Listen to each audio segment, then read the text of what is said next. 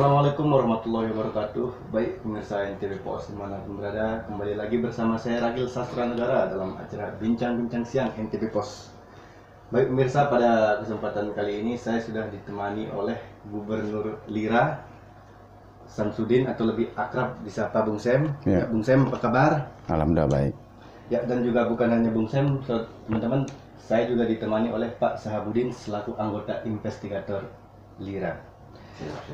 Baik pemirsa, Lira ini adalah salah satu LSM yang bergerak di bidang tindak pidana korupsi, yang artinya bukan hanya bergerak di bidang korupsi saja, tetapi Lira ini pernah mendapatkan rekor dari Museum Rekor Indonesia sebagai LSM yang paling banyak kantor cabangnya di Indonesia.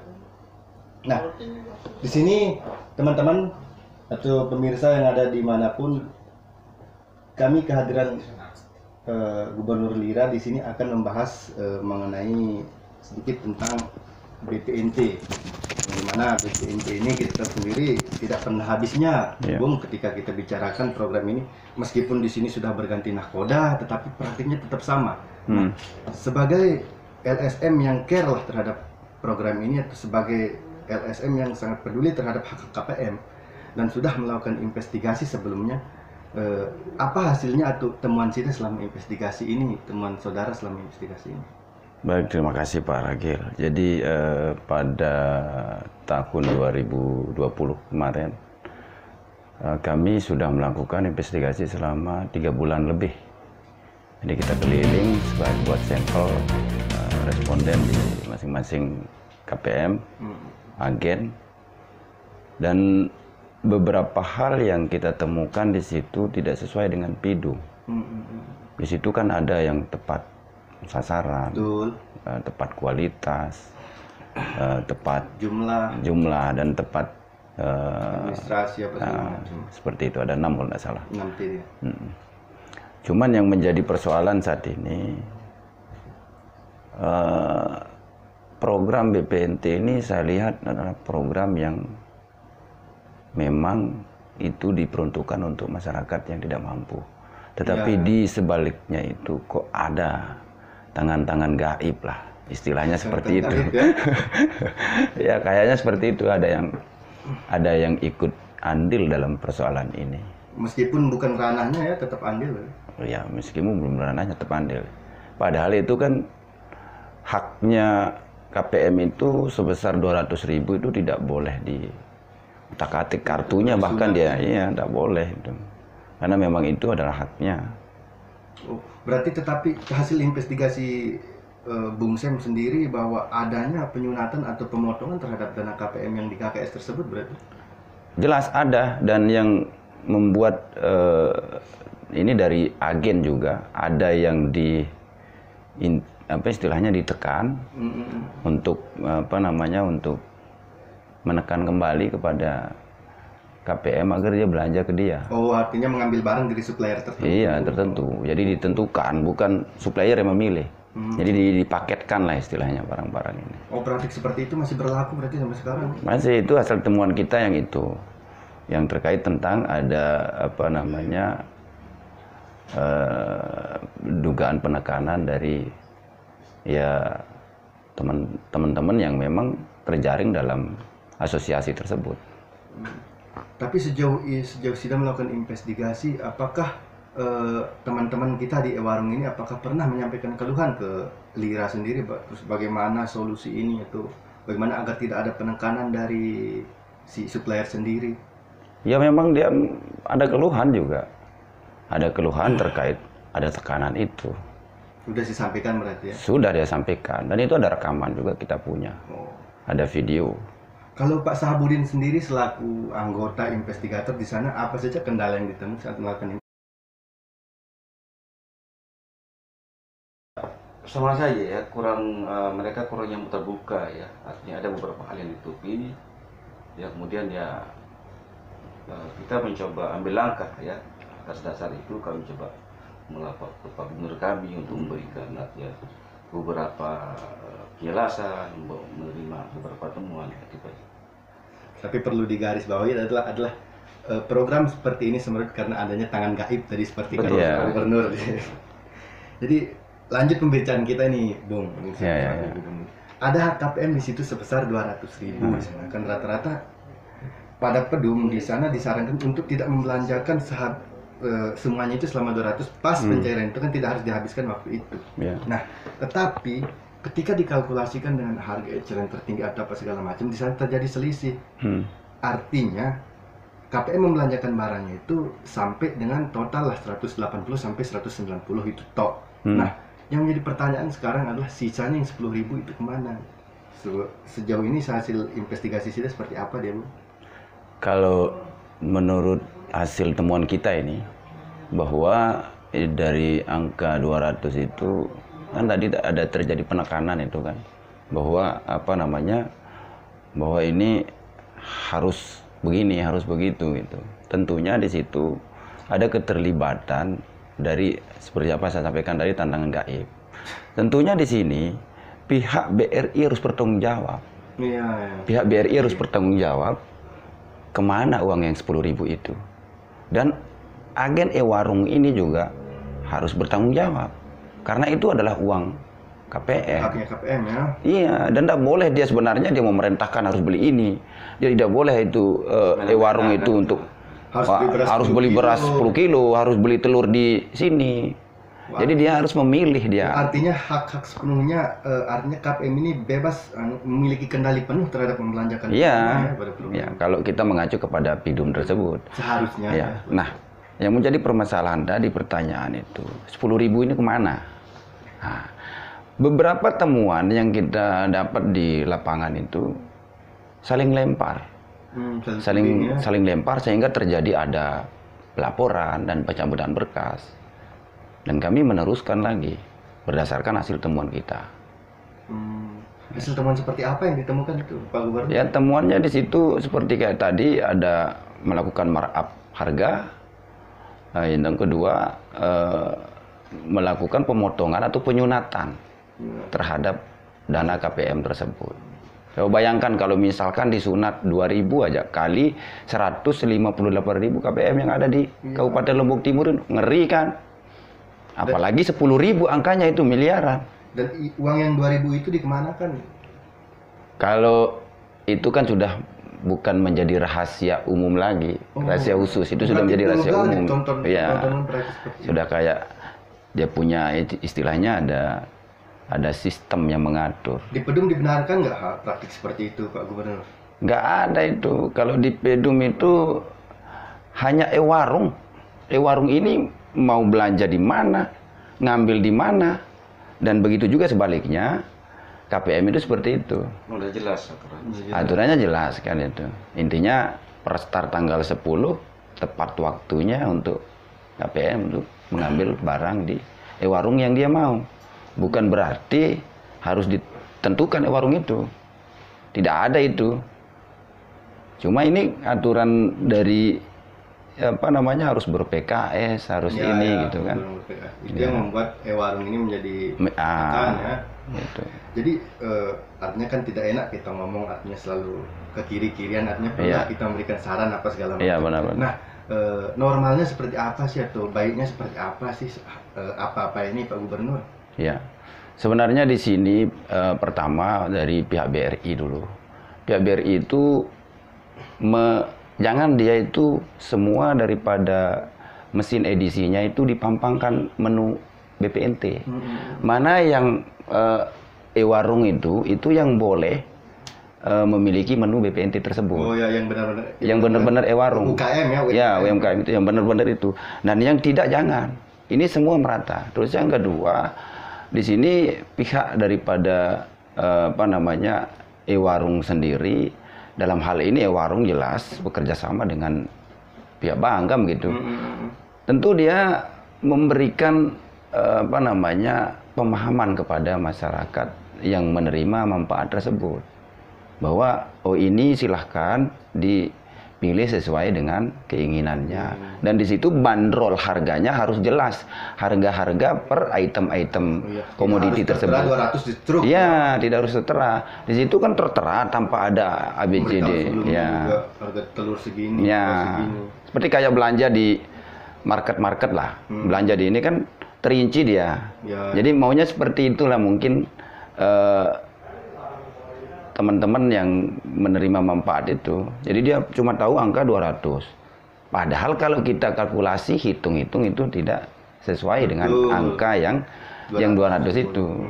Terus yang ketiga, ya saran bagi Pemda Kabupaten Lombok Timur khususnya, karena kita berada di Kabupaten Lombok Timur ini. Betul. Dan kita cinta juga Iya, Timur. yang kabupaten yang kita cintai dan memang di situ. Banggakan. Saran kami lah dari Lumbung Informasi Rakyat, karena kami ini adalah lumbung informasi, jadi tempat mengadu masyarakat yang baik dalam kesusahan hukum, kesusahan sosial, budaya, dan lain sebagainya, itu kami tampung semua. Dan tentunya pesan-pesan ini yang harus kita sampaikan, yaitu pemerintah dalam hal ini harus terlibat. Dalam konteks kata terlibat di situ, menindak tegas bagi oknum-oknum yang melakukan hal tersebut dan membuat sebuah tim investigator sendiri dan tim sosialisasi dalam penanganan penyaluran program BPNT tersebut. Tentunya di sini harus dilibatkan banyak pihak, dari unsur masyarakat, dari unsur aktivis, dari unsur LSM atau ormas atau media, teman-teman wartawan, terus dan bahkan juga harus kita libatkan di situ para ustadz dan segala macam untuk memberikan sebuah motivasi, pencerahan bahwa menggunakan uang orang miskin itu adalah haram dan jaminannya neraka. Mungkin memberikan sebuah edukasi, doktrin semacam itu bahwa perbuatan itu adalah dilarang menurut agama kita. Dan tentunya di sini harus komitmen pemerintah dalam menyikapi carut marutnya di BPNT ini. Jadi kalau saya seperti baca buku hasil karya teman saya, itu negara sengkarut. Jadi saya lihat di sini, kenapa saya baca buku itu menarik, negara sengkarut. Di sini yang benar dipersalahkan, yang salah dibenarkan. Itu yang terjadi, ya. Seperti itu.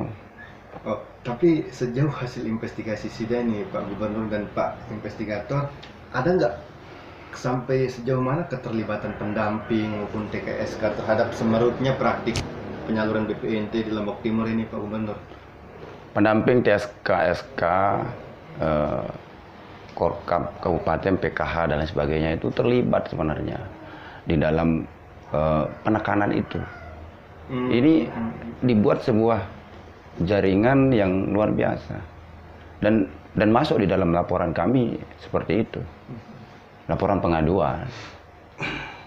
Jadi ada suatu contoh yang terjadi di hasil temuan kami di Desa Sajang di Kecamatan Sembalun, bahwa di situ dia tidak pernah memesan barang warung ini, agen ini, namun oknum daripada TKSK PKH ini mendatangkan barang, padahal dia tidak pernah memesan. TKSK yang mendatangkan? TKSK, iya. Ini kan sampai dia dimediasi dan dipanggil di ruangan ex kepala dinas yang dulu. Oh ya.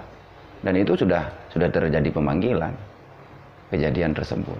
Dan banyak hal yang kita temukan di lapangan, yaitu oknum TKSK mengatasnamakan, kan di situ tidak boleh dia sebagai agen, tidak boleh dia ini sebagainya. Tapi banyak temuan kita bahwa dia menggunakan orang lain, dia menggunakan nama istri, ada nama ponakan, nama saudara, agar dia bisa menjadi agen.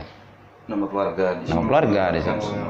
Iya. Jadi temuan contoh kayak di Keruak, temuan sudah kita dapat. Contoh kayak di Jerowaru. Yang serunya lagi, temuan kita itu, mesin edisi itu disewa. Yang temuannya ini terjadi hasil investigasi kami di Desa Skaro. Ini mesin edisi ini disewa oleh kecamatan jauh sekali ini, daerah Kecamatan Naimel. Edisi gentayangan. Edisi gentayangan ini. Nah, ini luar biasa memang kalau kita pantau ini sistem daripada penyaluran ini sudah terstruktur dia ternyata. Struktur sistem dan masif. Sistem masif. Masif. Oh, berarti Gubernur Lira sendiri mengetahui hal ini ya? Kan 3 bulan kita melakukan investigasi, makanya kita melakukan pemasukan dokumen pengaduan kepada Polda NTB. Dan sejauh ini apa perkembangannya, Pak Gubernur? Perkembangan sudah beberapa pihak sudah dilakukan pemeriksaan dan kami juga sedang melengkapi juga dokumen-dokumen lainnya untuk melengkapi. Ada rekaman videonya, hasil investigasi, ada hasil responden, ada beberapa bukti-bukti seperti beras yang dicampur tidak berkualitas, ada daging yang tidak sesuai, ada ada banyaklah di situ kita lampirkan bukti-bukti yang kita salah. Tidak tepat kualitas berarti? Tidak tepat kualitas, tidak tepat waktu juga. Yang seharusnya kan tanggal 10 itu pada bulan berjalan itu kan sudah ting itu masuk dana 200 untuk KPM ini. Namun molor sampai sehingga 15 sampai 20. Ya, tapi seperti yang Pak Gubernur katakan tadi bahwa perlunya keterlibatan Pemda di sini. Ya, benar. Jadi Pemda itu ternyata sudah memberikan bahwa tenggang waktu pada BRI ini untuk berbenah sampai tanggal 15 Maret ini. Nah, artinya kan dan itu ada keterlibatan Pemda di sana. Nah, juga pada saat rapat pertemuan dengan Dinas Sosial maupun Bank Penyalur di sana disepakati bahwa dibentuk tim evaluasi sama sosialisasi untuk membenarkanlah program ini. Nah, seperti apa tanggapannya itu Pak Gubernur? Ya, kalau tanggap saya memang kalau itu serius dilakukan, saya apresiasi pemerintah.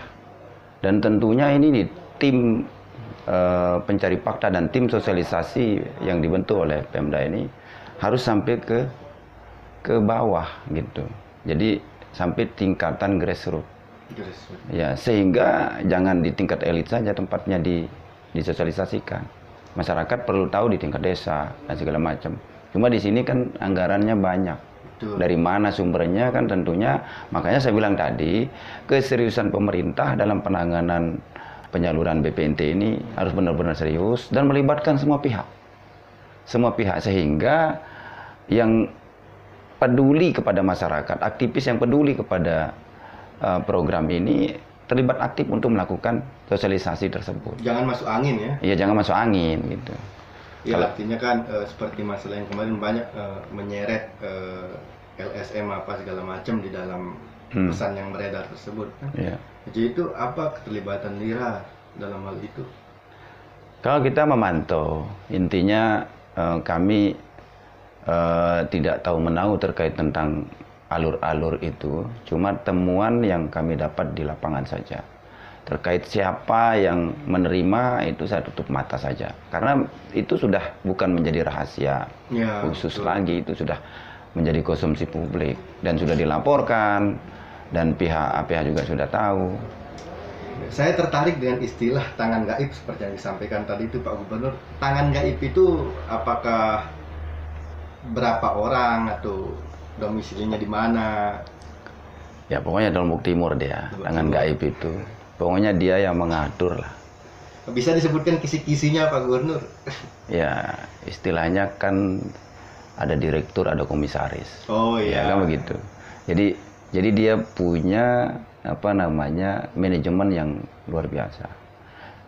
Bahwa di situ ada sistem pengamanannya, ada sistem penyalurnya, kayak memiliki ada SOP kayaknya gitu. Mempunyai tameng dia. Tameng Ya. pelindung.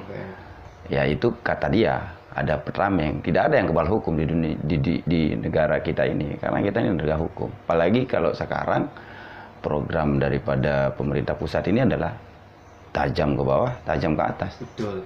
Gitu. Terlebih lagi kan sekarang kita di situasi pandemi. Artinya dengan program ini dapat memulihkan ekonomi, dapat menggeliatkan ekonomi masyarakat. Tetapi jika praktiknya terus seperti ini, kapan kita bisa berubah, Pak Gub? Di sini akan kepala dinasnya belum kita ketemu ini, belum sosialisasi nih kepada belum kita silaturahim. Ada Pak Ibu ya? Iya, belum saya. Ibu Parida Artiani. Iya, belum kita silaturahim sama beliau. Kalau zaman Pak Haji Ahmad sudah. Kita panjang lebar ngobrol secara normatif, santai di ruangannya beliau. Tapi untuk yang kadis yang baru belum. Dulu kita sebenarnya sempat mengirim surat, melayangkan surat kepada DPRD. untuk kita melakukan audiensi terkait tentang program BPNT ini, memanggil semua pihak. Dan tujuannya kami adalah agar pemerintah di situ terlibat aktif dalam pengawasan penyaluran dana BNT ini dengan membuat tim. Jangan setelah ada temuan orang baru buat tim gitu. Betul. Iya, ini sampai orang luar tahu kan. Intinya kan harus ada kontrol dari awal kan, monitoring dari awal. Kalaupun memang mau berpegang teguh pada filmnya. Iya. Baik, terima kasih atas waktunya Gubernur Lira Bung Sam atau Pak Sahabudin atas bagian bincang-bincang kita terkait BPNT. Sebenarnya masih panjang sekali perbincangan kita masalah BPNT, ini tidak akan habisnya. Tapi sedikit saya berstatement bagi teman-teman yang warnanya apa saja, yang bergerak di bidang kemaslahatan umat dan untuk rakyat, janganlah kita jual nama rakyat saja. Benar-benar kita berbuat untuk kesejahteraan kita semua. Berbeda bendera itu hal yang wajar. Rambut boleh hitam sama, pendapat boleh beda, tetapi tujuan kita satu adalah untuk Lombok Timur yang lebih baik. Luar biasa. Ya, baik, tadi pemirsa NTB Pos dimanapun berada, itu tadi perbincangan saya dengan Gubernur Lira Bung Sam dan Pak Sahabudin. Jadi untuk pemirsa yang tidak akan ketinggalan dengan informasi NTB Pos, silahkan like, comment, and subscribe channel YouTube NTB Pos. Sekian, terima kasih. Assalamualaikum warahmatullahi wabarakatuh. Waalaikumsalam.